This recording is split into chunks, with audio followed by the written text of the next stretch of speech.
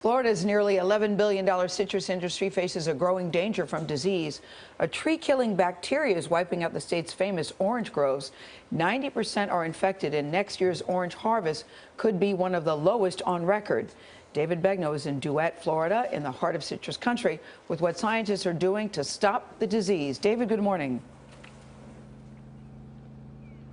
Gail, good morning. Researchers believe they are close to developing the type of tree that would be resistant to this disease. It's really the only cure. Here's a tree that is diseased, a good example. You can see right through it. It's starting to thin. The fruit coming off of here is smaller and misshapen. Another example of disease, the fruit is prematurely falling from the tree.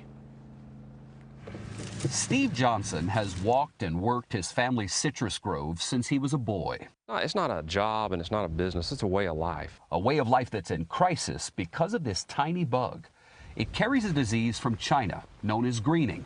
It appeared in the U.S. in 2005 and is an increasing threat to Florida's entire citrus industry. Profits are razor thin for growers like Johnson.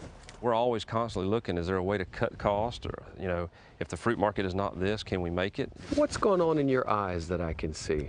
Well, it's an emotional time. I'm the fourth generation to be here, and to give that up would really hurt me. Florida and oranges have always been synonymous. Did you have your glass of Florida orange juice this morning?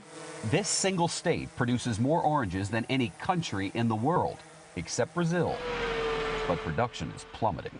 In 2004, Florida produced 240 million boxes of oranges. This season, that number is going to drop to 70 million, and it's because of greening. And that's why researchers are looking at every possible option to try and combat it. These fruit are smaller and they're lopsided. Michael Rogers is an entomologist with the University of Florida's Citrus Education Program. Growers are still harvesting fruit, but they're not harvesting as much fruit as they used to. They're spending 3 times the money to get that crop, and the crop's much smaller. Researchers are feeling desperate. This is an experimental grove where mesh netting shields the trees from infection. It's effective, but expensive. Many farmers are having a hard time keeping up. There are 130,000 acres of ghost orchards, abandoned and left to the weeds. As profits have dropped, Steve Johnson has diversified, branching into other businesses. I get the sense greening's not going to kill that. No, it might kill the trees, but it's not going to kill our spirit. Mr. Johnson looks at greening like a terminal illness. It's something he's had to learn to live with. So Nora, here's what he's doing. Watering more often and essentially spoon-feeding each tree, because 90% of his trees across 600 acres of orange groves are all infected with greening. Oh my gosh, what an incredible story. David, thank you.